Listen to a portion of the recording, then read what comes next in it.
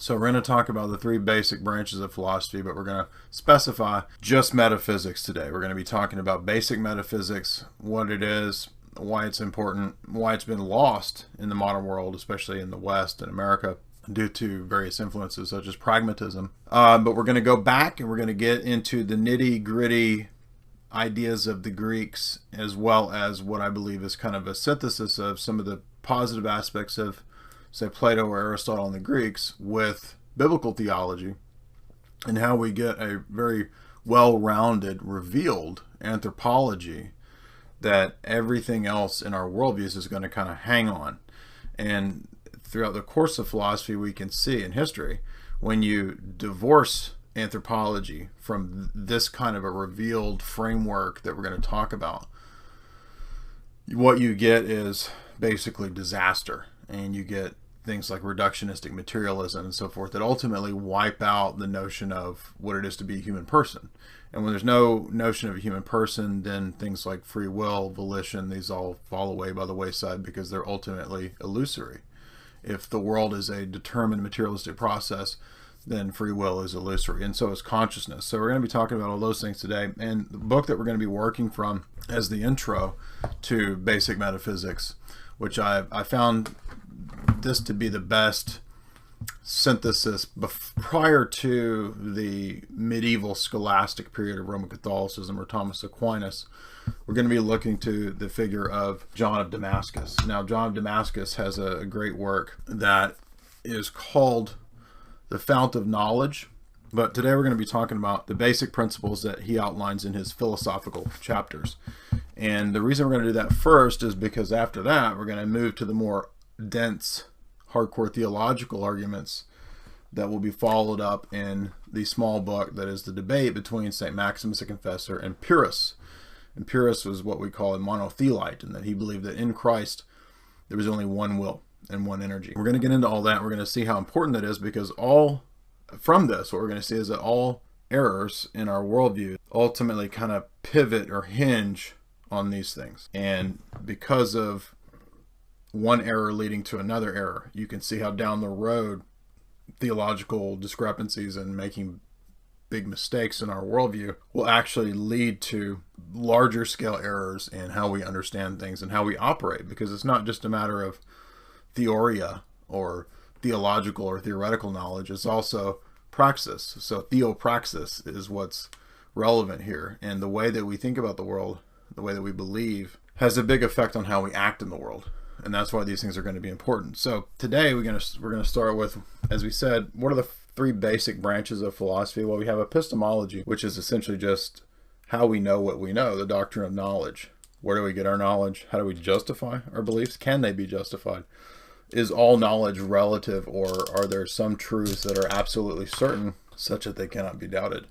Is there a middle category for these things? Are some things partially certain? Are some things unknowable? Can we doubt everything? So forth. These are the kind of questions that apply to epistemology. Now, ethics, of course, this should be pretty obvious. This is the basic ideas of how do we know what's right and wrong, what's good, what's bad. Value judgments, moral judgments, these fall under the category of ethics. But today, for our purposes, what we're going to be looking at is metaphysics. And this is so important because this is, in the course of the modern world, modern philosophy, this doesn't exist anymore. This has been crossed out. It's now been replaced by something like physics, and more so physico-materialism. The ideas of consciousness now are classed under metaphysics and things that must be tossed aside, right? Free will, the spirit in man, angels, devils, all these things are classified as metaphysics and have been essentially tossed away as no longer relevant. Why? Well, because of the rise and prevalence of certain philosophies and ideologies that were promoted for the purpose, I think, ultimately of social engineering in the long run. But I think they began as bad philosophy and bad ideas that weren't curbed or refuted adequately. Down the road, you just have the logical self-consistency of these errors playing themselves out over several centuries. And that's what we're going to see, especially in the West, when we get to the time of the Reformation, the rise of nominalism, Luther, Gabriel Bile, Calvin, these different reformers, as well as in Roman Catholicism, similar patterns and trends that will lead to things like Thomism and then the Counter-Reformation and so forth. But all of these developments in the West are going to be kind of constantly overturning and revolutionizing, right? Whereas in the East, it's more so a situation of stasis in terms of the theology, because the theology still has a central role in determining the outlook, the metaphysic, right? And we're going to see that obviously continued into places like Russia. These more formative basic periods of how the church and how the eight ecumenical councils essentially hammered out these doctrines of anthropology through Christology. So what we're going to see is that Christology is going to directly affect and give us a basis for our doctrine of man. And we believe that that would be revealed, right? So it's not just something that you can go out there and study like under a microscope. It's actually something that's revealed. And this again comes to us from the 8 ecumenical councils. And these are the councils under and convened by the emperors that are part of the oikumene, which is where we get ecumenical, the universal church, the universal empire, right? And so these 7 to 8 councils, these take place in the first 1,000 years of the church. And as the doctrine of Christian theology and Christianity spreads throughout the empire, east and west, you have a more or less united church for the first 1,000 years that's going to, through these giant councils, hammer out a consistent pattern. And they don't contradict. There's a consistent pattern of theology based on the person of Christ, this logos, right, which is the Greek for reason, meaning, logic, explication, right? This revealed anthropology around this is how we're going to understand the proper anthropology of man, and then thus man's ills and man's healing. And so all of this is crucial, and you can't do proper theology without this. And so we would say, as Eastern theology, that what's missing in Protestantism is precisely this. Protestant theology doesn't really do this or have this because Protestant theology, and by extension all of its schisms in evangelical theology, it really begins after the period when this begins to be crossed out.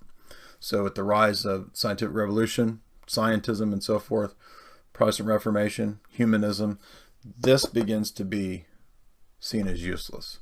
And of course, by the time of Darwinism and so forth, this is completely gone. More recent evangelical movements don't even know what this is. But as we're going to see, the Bible and the patristic philosophy of the first several centuries of the church, all the way at least for the first 1,000, is impregnated with this. It's full of these ideas, and especially the Greek New Testament usages of a lot of these terms that we're going to look at, show us, again, a wide-ranging scope of anthropology, and not just anthropology, but also Christology, cosmology, and ultimately the relationship of God to the world as a whole. So that's why this is going to be so important.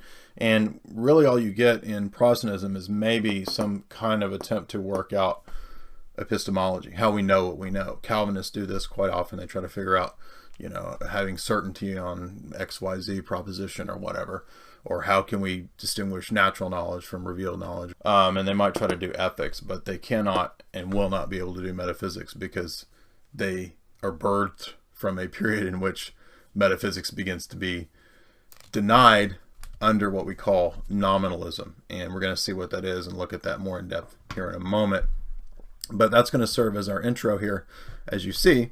And as I said, we will be working from a rough outline of the book, The Fount of Knowledge. We're going to continue into looking at the subjects of the person of Christ and how it gives us a revealed anthropology, and how this is much more, I think, stable and consistent than anything that the modern world has to offer, which really has nothing to offer. It can only offer no metaphysics and anti-metaphysics, ametaphysics. Then by extension, it ultimately has no epistemology and can really only offer us physicalism. That's the only option that the modern world ends up having, and that's a dead-end nihilistic turn.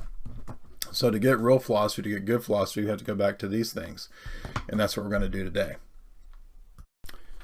Now we're going to begin by some of the introductory statements that St. John makes, and again, and he begins by saying an interesting quote that's reminiscent of Platonism, insofar as he says, "I who am defiled and stained with every sort of sin, and bear within myself the tumultuous seas of my conjectures, who have neither purified my mind nor my understanding, but rather that they may serve as a mirror of God and his divine reflections." And this is the idea that what Plato talked about when he mentioned the forms, John is appropriating that and saying that we, in our minds, our human minds, do in a sense have a mirror reflection of the ideas of God. It's actually a correct theological approach. And that's how we can, in a way, see that Plato has some usage, although we, again, reject, of course, overarching teachings of Plato as a whole, because they end up being problematic in a very fundamental sense. But John says the relationship of revelation to philosophy is such that I will set forth the best contributions of the Greek philosophers, because wherever there is good and truth, it has been given to men from above by God. It comes down from the Father of lights, quoting James 1:17. If there is anything contrary to the truth, then it is, of course, the invention of Satan, and we will reject those things. So a fair and balanced approach to philosophy in the Greeks there by John. And he says that what we're going to do in philosophy is seek true gnosis. And true gnosis is the light of the rational soul that banishes ignorance, he says. And so it is proper for rational beings, humans with rationality, for rational beings, to seek knowledge and to banish ignorance. Right? So education is good, philosophy is good. These are all proper. And John cites, of course, Colossians 2:3, that all things adhere in Christ, who is the Logos. And so that's why logic and logos relate directly to philosophy, right? Logic, truth, and explication are all in some way related to the logos. So he does say that philosophy is in a way a handmaiden to theology, something that Aquinas will say later. If then we are lovers of learning, then we shall learn much. And it is of the nature of all things that they may be apprehended through industry and toil. And all these, of course, come to us from God's grace. So human toil and so forth, these are operations that engage in to obtain the truth. Truth doesn't come automatically or simply without some study and toil. So what is philosophy? Well, according to St. John, chapter 3, philosophy is the knowledge of the things which are, insofar as they are. What he's saying is that we want to move beyond appearances and actually see things as they are in truth, in reality. And so it is a knowledge of the nature of things which have being. So for St. John, the beginning of philosophy, contrary to so many moderns, is not ethics, it's not epistemology, it is metaphysics. Philosophy is metaphysics, essentially. Now, other questions like how do we know things and so forth, these certainly come into play, and they will be related to metaphysics, because all three of the branches, ethics, metaphysics, and epistemology, hang or fall together. They all stand together. They're all connected. You can't do one without the other, because anytime, for example, you were to make a claim about truth, a truth claim, you would be thereby also assuming that it's ethically appropriate or necessary to maintain the truth, right? It assumes some value to truthfulness. Anytime you say that something is true, you're also making a metaphysical statement that it exists or subsists in some way or some mode or some means. And so therefore you're also making a metaphysical statement. There's all sorts of other assumptions that are presupposed in an epistemic claim or proposition that apply to metaphysics. For example, if you say I exist, that's not just a knowledge claim, it's also a claim of metaphysics, because it includes the notion of I, or the subject, right, which is a metaphysical question. So you can't slice these up and divide them up like modern philosophy tries to do. It's all part of the modernist project, which is all, again, a disastrous, doomed failure. Philosophy is the art of arts and the science of sciences, he says. It is the principle of every art, and since it is through every art that every art and science has been invented. So it's through philosophy that we get all the arts and sciences. True philosophy is the love of wisdom, and because God is true wisdom, true philosophy is the love of God, according to St. John. So that's our starting point. For St. John, classical pedagogy includes math, music, right, all these things, and these have to be in harmony with the virtues. And so in a way that we could say here that all the way back in the 8th century, when St. John was writing this in the 750s, there was already a kind of a developed notion of classical pedagogy, classical education. Ideas of trivium and quadrivium are not invented by 20th century guys. These are ancient ideas that have always been combined with theology. If you've listened to or read much of my stuff, you know that I advocate transcendental argumentation or transcendental arguments. I think they're more in line with the philosophy that we hold to in Orthodox theology. And this is a kind of apologetic approach that's, I think, better than the standard evangelical or evidential approaches, because it can include evidential approaches, but it's not entirely reliant upon them as means or methods alone, because that's faulty. All right, you can't just show somebody evidences because their worldview is already going to determine how they interpret the evidences. So what you have to do is begin to question the foundations of their worldview to begin with, their presuppositions, and that's really what we do in transcendental argumentation. And on pages 12 and 13 of this copy, St. John actually offers a transcendental argument. He says, well, what would we say to someone who says, there is no philosophy, you can't do philosophy, it's impossible? There are people who have endeavored to do away entirely with philosophy, he says. People who, by asserting that philosophy does not exist, or that there's no knowledge whatsoever or perception at all, we shall endeavor to ask them, how is it that you say that there's neither philosophy nor knowledge nor perception? Do you know and perceive this? How did you come to know and perceive this? Right? So this is that basic transcendental argument that I hammer home so often. We've seen people like Dr. Greg Bahnsen point this out for many years, and it's good. It's a true argument, and here it is in St. John of Damascus in the 8th century. So we know there's some validity. We know there's validity to that. It's the appropriate starting point of how to approach these questions. Now, the beginning of division is philosophy concerns what he says concerning reason and dialectic. So we're going to talk about reasoning and dialectic, how we get from point A to point B. What does he start with? Being. Well, what is being? Being is what is real, what exists, the nature of the things that are out there in the world, be they men, be they angels, etc., what they are and how we might classify them, taxonomy. And what's interesting is that the taxonomy of Aristotle, all the way back to ancient Greek days, is still in use, right? We still use genera, species, right, so forth, for classification and taxonomy in the animal kingdom. But the irony is that, of course, the modern world claims to no longer believe in metaphysics. So these classifications aren't real. They're just useful tokens, they're called. Token symbols.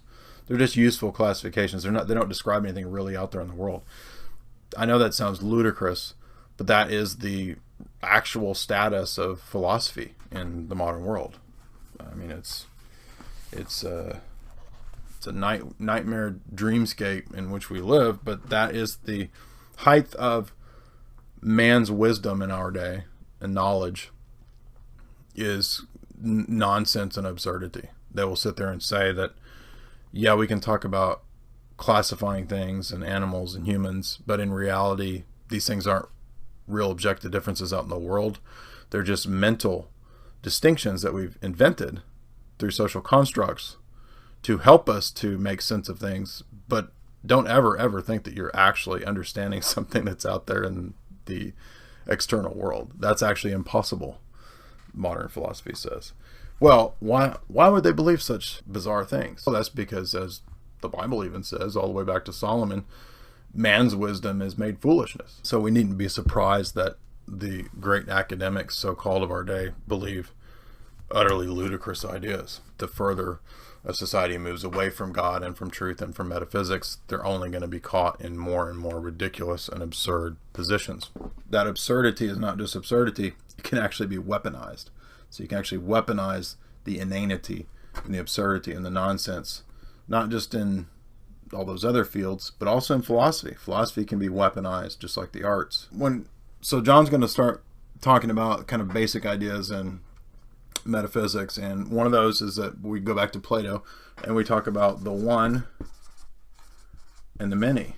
Now, what is this? Well, this is just a basic question that Plato asked, and I've talked about this in my Plato lectures if you've heard them, is that how do we make sense of something being, on the one hand, singular in its qualities or properties that it shares with other things, like, for example, dog, not Dog the Bounty Hunter, just a dog.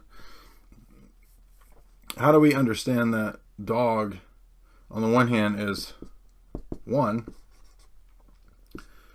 but dog is also many, and that there are many dogs in the world, right? And so how is it that there can be a whole bunch of dogs, and yet they share something between them that makes them part of a class or group, a structure, yet at the same time they're distinct in being many? What is it? Well, this is that kind of question that Plato was asking. So the unity that they share, we would say, or Plato would say, this constitutes an essence or a form or some universal, right? So there's some dogness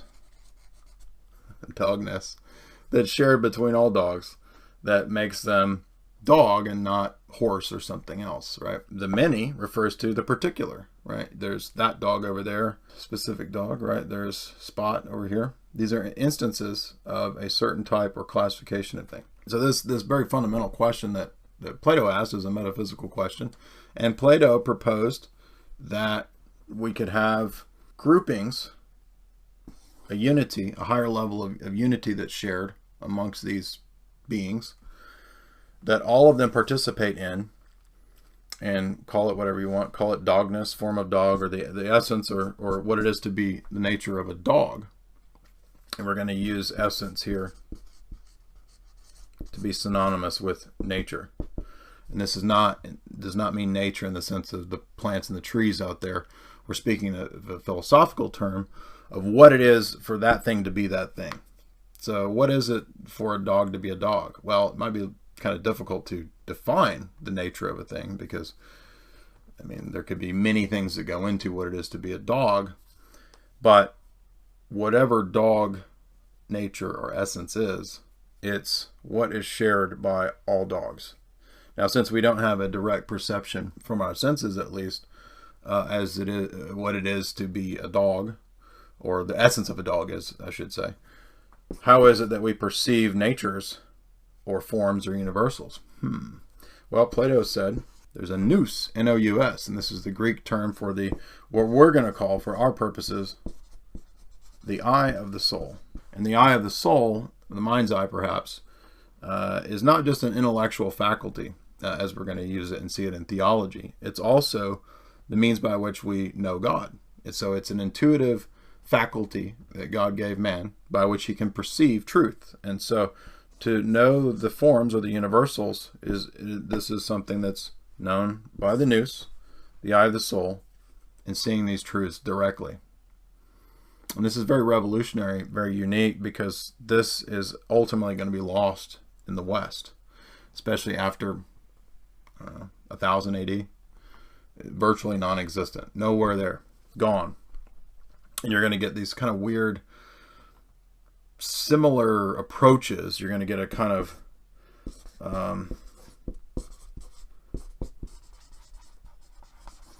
light or illumination theory in St. Augustine.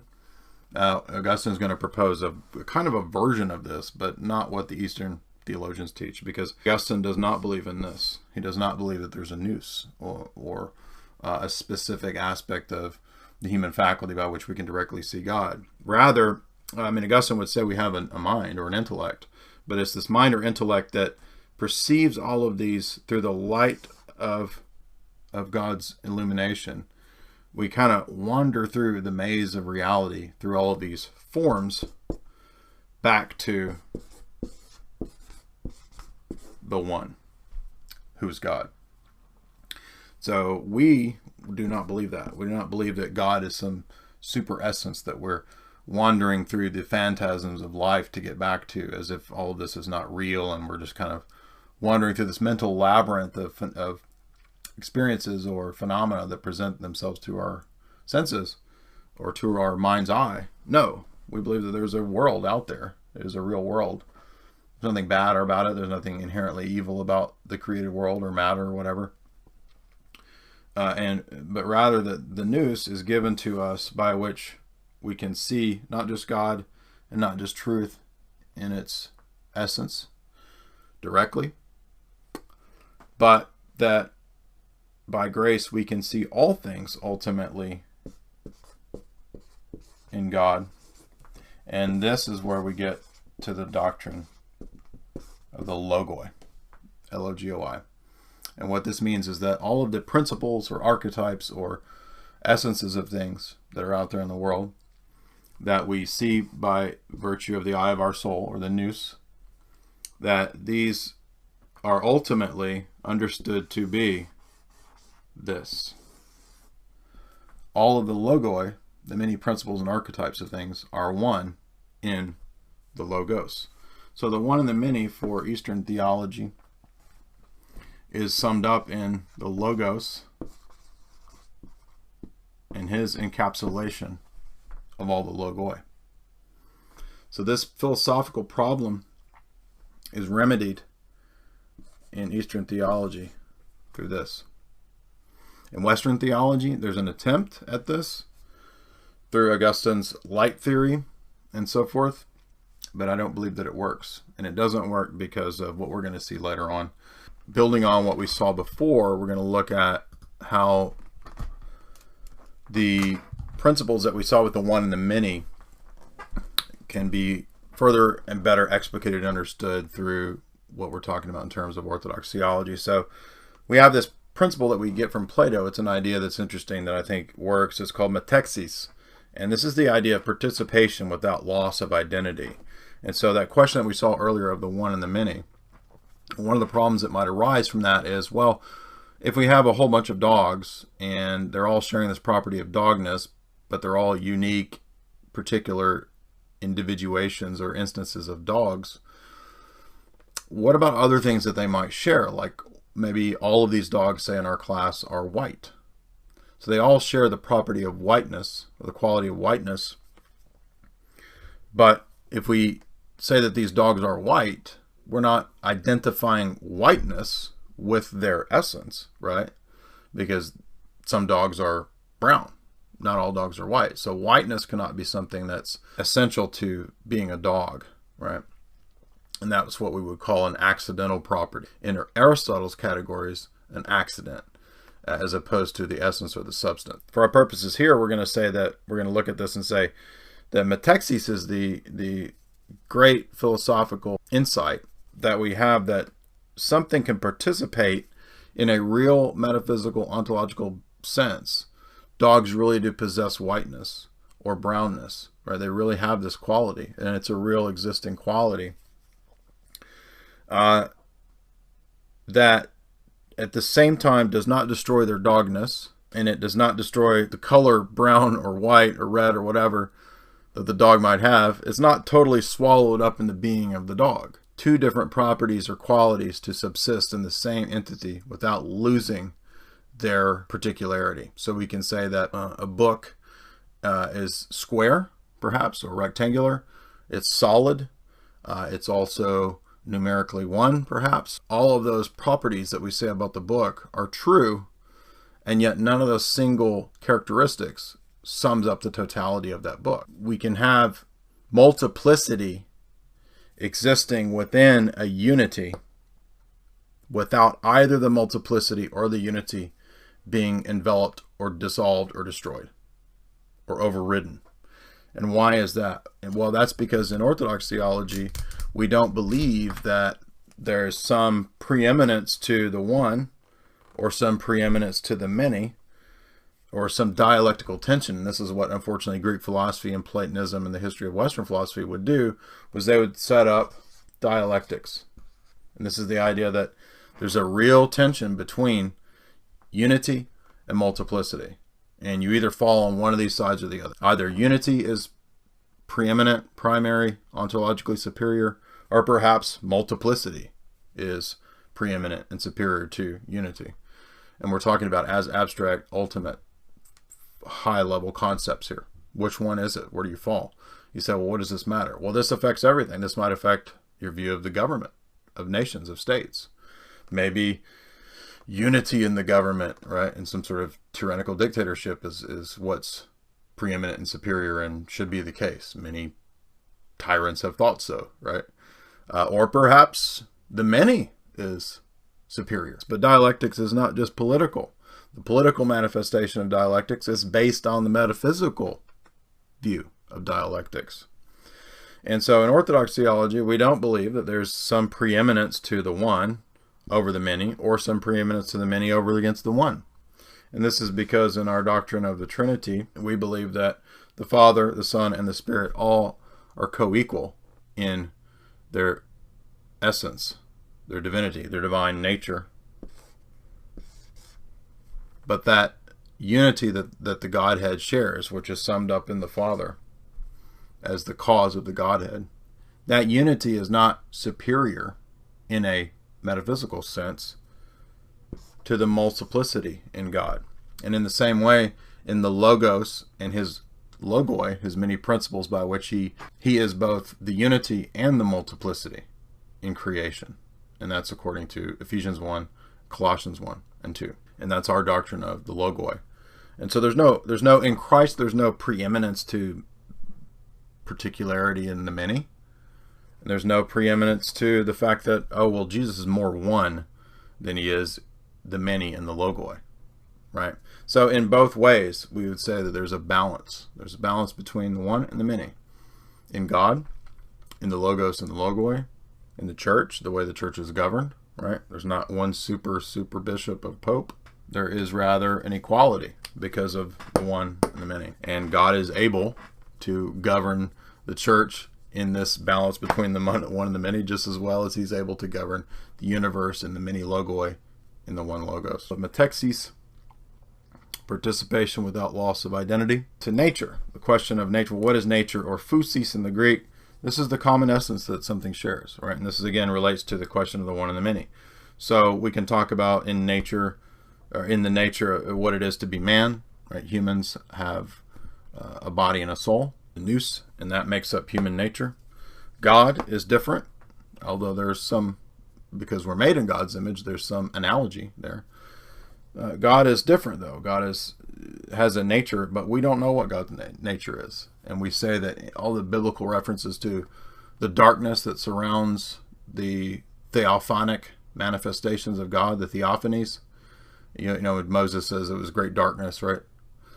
That's because the oneness, or the nature, the essence of God is unknown.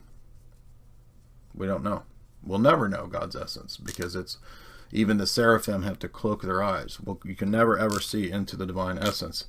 And this, to say that you can see the divine essence, is the heresy of Eunomius, and it's one of the errors of Aquinas, repeating the heresy of Eunomius. We do not see God's essence. We will see God face to face in the person of Christ, as Paul says in 2 Corinthians. And we see God in his energeia, or his operations, energies. The nature is what's common, the common essence to all humans. You and I, we share human nature. That's our common essence that we have. Father, Son, and Holy Spirit, they share common divine nature, whatever that is. We don't know what it is, but it is beyond us, but it is revealed that God has a nature. And when we say that, we call that apophatic theology. That is theology of negation, or to not know.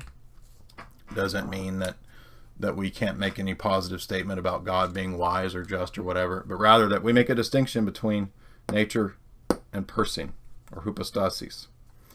We make that distinction because it's a revealed distinction. It's very important, and it's a crucial aspect of the theology of the first 1,000 years of the church, in avoiding dialectics and in hammering out the proper Christology and human anthropology that we believe. Apophatic theology just simply means theology by negation, or when we say, for example, God is infinite. Well, humans don't have any direct conception of what infinity is. We know that it's not this, it's not that, it's not a created thing, it's not a fixed set of numbers, right? So it's a non, it's not that, not that, not that, and therefore it's by negation. And that's what apophatic theology means, simply put. And even human nature. There's an aspect to man which is even apophatic. For example, Scripture says that only the Spirit knows the spirit of which is in a man, right? The Spirit of God alone knows the deepness of our spirits. So how then can I, as a human, know the depths of even another human being? So even amongst men and mankind, there's an apophatic aspect to human nature, right? And in nature in general, we saw before, how would you define dog nature? Well, I don't know, but we know that there is some kind of something that archetype or principle, logoi, that makes dogs dogs and not horses, and not chickens and not humans, right? So in the same way, there's something man, and what's revealed is that we have a body, soul, nous, and we're made in the image of God, and that's what makes man much like God, being made in his image. And that Greek word for being made in the image is icon. And this is why iconology and iconography and icons will play such an important role, because we read in Scripture in Hebrews that the Logos is the icon of the Father. He's the direct image of the Father's hypostasis. And that is the Greek word that is used in Hebrews. There at the beginning, Hebrews 1. He's the direct image of the hypostasis of the Father. Now what is this? This is particular subject, right? Or person. And this is very important because we have a doctrine of the human person, a theology, an anthropology of the human person. Most philosophies do not.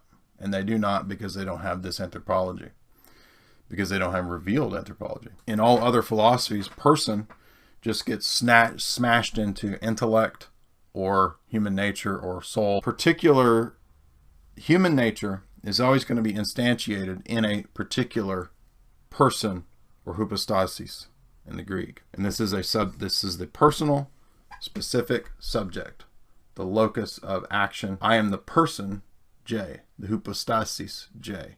And so this is going to lead us to another important term that we have to understand, and this is going to help us to understand the incarnation. This is what the fathers will use. Inhypostatize. All it is that anytime that nature, human nature, exists in reality, in re, actually, all instances of human nature are going to be of a specific hypostasis that's particular, and that's all that means. Inhypostatized. So you're never going to find human nature in the abstract. It's always instantiated, right? It's universal. It's common amongst all humans. And it is a real essence, a common essence that we all share. But it's always and only instantiated in a certain mode, which we call inhypostatized. That is, in the human form. Now, so what is a hypostasis? Well, it's just a particular subject. Peter and Paul. And what did Peter and Paul share in common? Human nature. What do the Father and the Son and the Spirit share in common? Divine nature. But they are particular, singular hypostases. The way that we know beings is through the communication of their person, their hypostasis, through their actions, operations, speech, messages, letters, whatever. And this is what we mean by energeia, energies, right? So this is action, operation that is proper to nature. And we say that because energies are proper to the nature that has that operation. So for example, God's energies or operations are not the same as man's. There might be some parallel or carryover or analogy, but the way that the divine nature operates is not the same as the way you and I. So when we speak of humans having wisdom, this is not wisdom in a univocal sense, right? So univocal meaning here, the same sense, right? So I don't have God, wisdom in the same sense that God has wisdom, because God is infinitely beyond us, right? Now we do as humans have the ability to participate in God's wisdom, but God's wisdom is not the same as God's nature. God's wisdom is an energy of the divine nature. And there is a difference between essence and energy. It is a real distinction, right? Just as if I operate in the world to build a house, the actions that I use to build that house are not the same thing as my human nature. They're also not the same thing as the person J, right? Building a house is an action proper to human nature, as is living or thinking or communicating or speaking or anything. But they're not the same thing as me, obviously, right? And so in the same way, God's creation, the created world, or the act of creating the world, not the same thing as his nature. They're distinct. The Father is not the same as the created world, and the act of creating was at a specific point. Now God can continue to create, of course, and he can create in the future. But this is why we believe there's a distinction between the essence of a thing and the thing's operation or energy. Now those energies are proper to the nature, right? So if I speak, or if I exemplify wisdom or knowledge, hopefully I am, then that wisdom or knowledge is proper to me as a human person and exemplifying the energy of human nature. If God does something, then it is proper to the divine nature, right? So the energies of God are proper to his nature. The energies of man are proper to human nature. And what we believe in theology is that metaphysics, that participation without loss of identity, is how we participate in the energies of God. And that's what we will call theosis, deification. It is the participation of human nature and human persons in the divine energy without the loss of human identity or human nature or submersion into the divine essence. We have nothing to do with the divine essence in the sense of knowing it or seeing it or perceiving it directly. Now, the divine operations or energies, they proceed from the divine nature in that they're proper to him as a divine being. But we never see this or know this. All we know is the direct active energy of God. And that is the crucial distinctions and theological terms that I think have to be understood to understand our theology. Now, for example, energeia is used several times in the New Testament. It's used 3 times in Ephesians. It's used in Philippians, Colossians, 2 Thessalonians. Paul speaks of the operations of the Spirit in Corinthians. That's all the Greek word, energeia. And the operations of the Spirit are distinct from the Spirit. So that's why we would say these kinds of things, right? So Paul, when he says in Ephesians 1:19 in the Greek that we know the mighty working of his power, the effectual working of his power in Ephesians 3:7, Ephesians 4:16, that's energeia. Now, his, that refers to God, the divine person, the Father. His power, energeia. Hypostasis, his power. So, we see that these are, again, Greek terms used in the New Testament, many of them. Nous is used in the New Testament. Hypostasis is used in the New Testament. Physis is used in the New Testament. Metaphysics, I'm not aware of that being in the New Testament, but it's still just a useful concept. Energeia.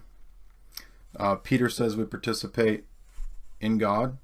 Jesus says that in John 17, that you'll share in the immortality and the life and light that he has. And that's that participation in the divine energy. When Jesus is on Mount Tabor and the light is coming out of him, we believe that's the divine energies. So that, I think, is a good discussion of some of these basic terms. Hopefully you can see all those. I know it's getting kind of messy.